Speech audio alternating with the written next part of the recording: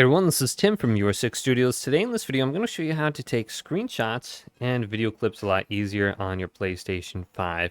So if you press the share button, this will take a screenshot. If you double press it, it's going to take a video. So what we want to do to switch this around is go to settings, go on down to where it says accessories. Then go to controllers and go to the right, and go to where it says shortcuts for create. And this will bring us to this menu where we can switch on over from standard. So this is standard. So if you press it once, it's going to display the controls right here. And then what we want to do is just switch it over to easy screenshots or video clips. I like the video clips one more. So if you press it once, it's going to take a screenshot. If you press and hold it, it's going to display the controls. Then if you double press it, it's going to take a video clip. So that's probably the easiest one. So look at these as an option. Then we have the recent recording length. So mine is just 30 seconds. I like doing that one.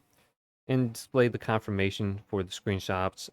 So I have this turned on. So hopefully this video did indeed help you guys out. Leave it a big thumbs up and subscribe to my channel down below for more tech videos coming up next on Your Six Studios.